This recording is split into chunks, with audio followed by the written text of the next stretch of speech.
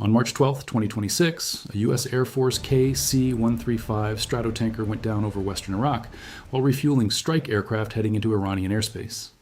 All 6 crew members are confirmed dead. The Pentagon says the crash was not caused by hostile fire or friendly fire, but within hours of the wreckage hitting the desert floor, Iran-backed militias in Iraq publicly claimed they shot it down. They said they used, in their words, the appropriate weapon. They said they also struck a second KC-135, forcing it to declare an emergency and land in Israel. Photos of that second aircraft surfaced on Telegram showing nearly half of its vertical stabilizer sheared clean off. This is the 4th American aircraft lost in 2 weeks. 13 U.S. service members are now dead. And buried inside the Pentagon's own language is a gap that no one in Washington is willing to explain. Over the next few minutes, I'm going to break down exactly what happened, what the photos reveal that the official statement does not, and why this single incident exposes the most dangerous vulnerability in the entire American air campaign. I will walk you through the Pentagon's timeline, the militia's counterclaim, and the structural evidence that raises questions neither side is answering publicly. Here is what the public was told. At approximately 2 p.m. Eastern Time on March 12th, U.S. Central Command announced the loss of a KC-135 refueling aircraft over western Iraq. CENTCOM stated that 2 aircraft were involved in the incident, that one went down and the second landed safely. The statement was explicit, not due to hostile fire or friendly fire. Defense Secretary Pete Hegseth addressed reporters the next morning. He called the crew American heroes and said, "War is hell, war is chaos, and bad things can happen." The surviving KC-135, serial number 63-8017, was identified from markings on the tarmac at Ben Gurion Airport in Israel. It belongs to the 940th Air Refueling Wing, an Air Force reserve unit stationed at Beale Air Force Base in California. Flight tracking data confirmed it had squawked 7700, the international emergency signal, before landing safely. The message from the Pentagon was clear: a tragic accident, not an attack. Case under investigation. Quick, before we continue, thanks a lot for tuning in. Your support is what keeps this show going, and I appreciate you watching. As always, please make sure you're subscribed and like the video so more people get to see this. Now here is where the story fractures. Within hours of the crash, the Islamic resistance in Iraq, an umbrella group of Iran-backed armed factions operating across the country, released 2 separate statements claiming responsibility. In the first, the group said its fighters shot down 1 KC-135 with, in their words, the appropriate weapon. In the second, they claimed a second KC-135 was also struck before its crew made an emergency landing at, again their words, one of the enemy airports. The group said the operations were carried out in defense of Iraq's sovereignty and airspace. Those are not vague boasts from an anonymous Telegram channel. The Islamic resistance in Iraq is a well-documented military coalition with established chains of command. Reuters reported the claims. Xinhua confirmed them. Al Jazeera's correspondent in Washington noted that the Trump administration has consistently tried to downplay the cost of this war on U.S. forces, partly because it is a deeply unpopular conflict. Now, look at the photos. Images published by Israeli broadcaster Khan, a CNN affiliate, show the surviving KC-135 sitting on the tarmac at Ben Gurion with roughly 40% of its vertical stabilizer missing. Aviation analysts at The Aviationist confirmed the missing section is approximately 10 feet long. That is not superficial damage. That is a catastrophic structural failure to one of the most critical flight control surfaces on the aircraft. The crew of that jet flew it across hundreds of miles of airspace and landed it in Israel, missing nearly half its tail. The War Zone, one of the most respected defense outlets in the United States, reported that this is the first combat support loss of a KC-135 since May 2013, when one crashed in Kyrgyzstan during operations linked to Afghanistan. That crash killed 3 crew members and was later attributed to structural failure. And here's the part that should concern every defense planner watching. The KC-135 fleet is the oldest platform in the United States Air Force inventory. The last KC-135 rolled off the assembly line in 1965. These are jets based on the Boeing 707 airframe, with 376 still in active service. They have been upgraded repeatedly, but the airframe itself is over 60 years old. And they are being flown now at sustained wartime tempo, refueling fighters, bombers, and surveillance aircraft over one of the most dangerous operational theaters in decades. This is the 4th American aircraft lost since Operation Epic Fury began on February 28th.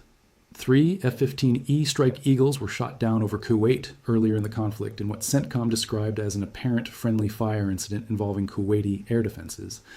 All 6 crew members in those jets ejected safely, but the KC-135 crew had no ejection seats. Tanker crews fly in a pressurized fuselage. When a tanker goes down, the crew goes down with it. Stay with me, because the question that no one is answering is not whether this was a shoot-down or a mid-air collision. The question is whether the operational tempo being demanded of a 60-year-old fleet in an active war zone created the conditions for this loss, and whether the Pentagon's insistence on ruling out hostile fire before the investigation is complete is a credibility decision, not an evidentiary one.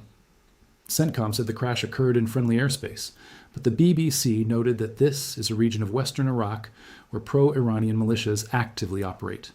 Iran's military confirmed the Islamic Resistance's claims on state television.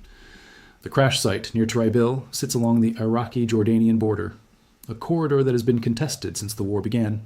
And here is the number that ties this incident to the bigger picture.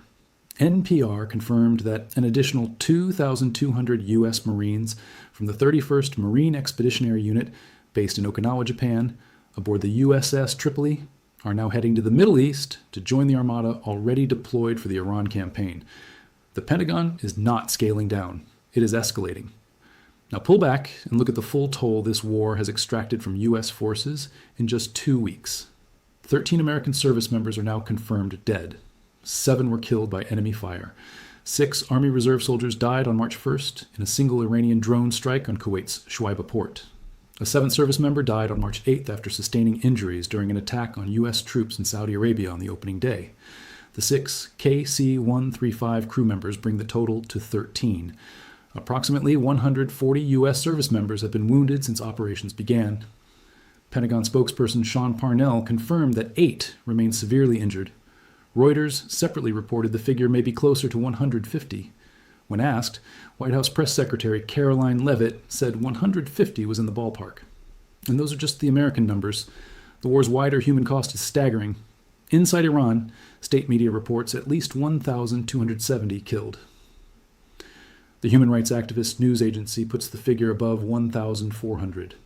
The Henga Organization for Human Rights estimated more than 4,000 Iranian military personnel killed. Hospitals are collapsing. Schools have been struck. The Iranian Red Crescent is overwhelmed.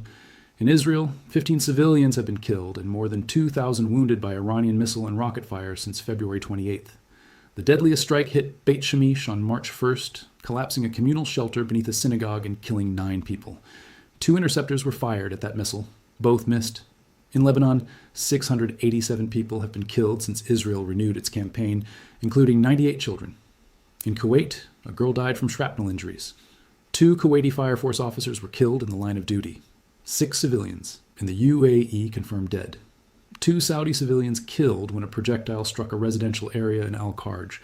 Jordan says it was targeted by 119 Iranian missiles and drones.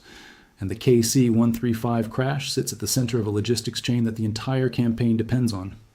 The KC-135 is not a fighter. It is not a bomber. It is a flying gas station. Without tanker support, American and Israeli strike aircraft cannot reach targets deep inside Iran and return safely. The KC-135 fleet extends combat range, keeps fighters on station over the battlefield, and allows bombers to fly sorties from as far away as RAF Fairford in the United Kingdom. The war zone reported that at least 14 U.S. aerial refueling tankers were forward deployed to Israel ahead of the campaign. Others are scattered across Gulf bases that have themselves. When the chairman of the Joint Chiefs, General Dan Kane, addressed reporters earlier in the conflict, he said, "We expect to take additional losses." That statement was not a platitude. It was a forecast. And the KC-135 crash confirms it is coming true faster than anyone publicly anticipated. Now connect the wider strategic picture. This war was supposed to be swift. President Trump told reporters it would last 4 to 5 weeks. His aides said it was progressing ahead of schedule. The White House said the objectives were to destroy Iran's missile capability, permanently deny nuclear weapons, eliminate the Navy, and weaken proxy networks. 14 days in, here's the balance sheet. The United States has struck more than 5,000 targets inside Iran. More than 130 cities have been hit.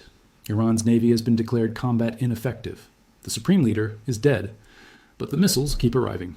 Iran has launched more than 500 ballistic and cruise missiles and over 2,000 drones since the war began. The regime replaced its dead leader within days, selecting his own son, Mojtaba Khamenei, who immediately pledged to continue the war and declared the Strait of Hormuz a pressure tool against the West. The strait has been effectively closed for 2 weeks. Brent crude has crossed $115 a barrel. American gasoline prices are up 17%. The International Energy Agency released 400 million barrels from emergency reserves, the largest coordinated drawdown in the agency's history. Qatar's 2 largest LNG facilities were hit by Iranian strikes, sending European natural gas futures up roughly 30%. And the political math at home is shifting. Al Jazeera reported that the American public is divided along partisan lines, with Republicans supporting the campaign and Democrats calling for an end to the conflict. Trump has not ruled out deploying ground troops. When asked if the war would be quick or long, he told reporters, "I think you could say both." The KC-135 loss will not change the trajectory of this war by itself, but it reveals something the Pentagon cannot afford to ignore. The tanker fleet is the connective tissue of American air power. Every fighter that flies into Iranian airspace depends on it. Every bomber that launches from Europe or Diego Garcia depends on it. If the operational tempo degrades this fleet faster than it can be sustained, the entire air campaign contracts. Not because of Iranian missiles, not because of militia fire, but because the infrastructure holding it together is 60 years old and being asked to perform at a pace it was never designed for. And that is the variable that neither CENTCOM nor the White House has addressed publicly. The investigation into this crash has barely begun, but the fleet was already under strain before the first bomb dropped. 6 American crew members are dead after a KC-135 went down over western Iraq. The Pentagon says it was not hostile fire. Iran-backed militias say they shot it down. Photos show the surviving aircraft missing nearly half its tail. This is the 4th U.S. aircraft lost in 2 weeks. 13 service members are now dead, 140 wounded. The tanker fleet holding together the entire air campaign is the oldest in the inventory. And neither side has offered a credible explanation for what happened over that desert on March 12th. Thanks a lot for watching. I really appreciate your support. Join the discussion in the comments below. Let me know your thoughts. Do you believe the Pentagon's account, or do you think the full story of this crash has not been told? Let me know. And please subscribe and like the video if you want to stay updated. And click the video on the screen to see another. I'll see you soon.